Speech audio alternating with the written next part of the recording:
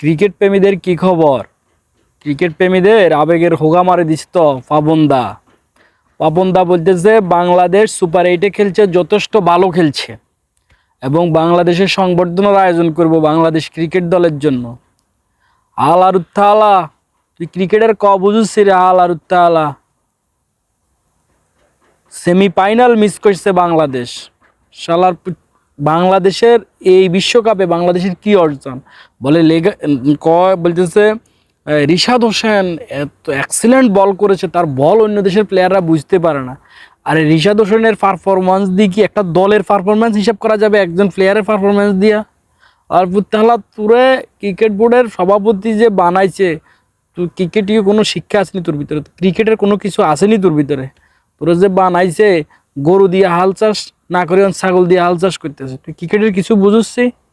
তোরে আনি বানাইছে এই বিসিবির সভাপতি। অনির্বাচিত সরকার হাসিনা এর যেমন কাণ্ড জ্ঞানহীন এবং সোর, তোরা এরকম তোর আরেক সোরের রানি বইছি এনে 900 কোটি টাকার ক্রিকেট বোর্ডের সম্পদ, 900 কোটি টাকা দিয়ে হাতুরা বাড়িল তারপরে সিলের রেঞ্জ এগুলো আনি ফুরে রাখছে। ক্রিকেটের কোনো উন্নতি নাই। ক্রিকেট ফ্যানদের আবেগ নিয়ে সার্বক্ষণ তুই খেলা করতেছ। থালার ফুথালা, তুই তাড়াতাড়ি করে বিসিবি থেকে বাইরে যা। বিসিবি থেকে তুই বাইরে যা, লগে তোর হুত নাজমুল হোসেন শান্ত, তোর হুত লিটন, তোর হুত সাকিব, তোরা বাপ পুত্তিনকে চলে যা। ও আরেকটা আছে, তোর হুত আরেকটা আছে, এটা হইল সৌম্য সরকার। তোর হুত এই চারিগালই, তোর ছেলে এই চারটা নিয়ে তুই চলে যা। তুই থাকার দরকার নাই, তোর ছেলেগুলার নিয়ে তুই চলে যা। ক্রিকেট বোর্ডের অন্তত মুক্তি দে।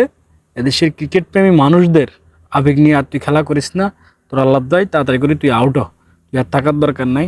তুই জ্বালাফালা করে লাইছিস, ক্রিকেটটাকে শেষ করে দিস।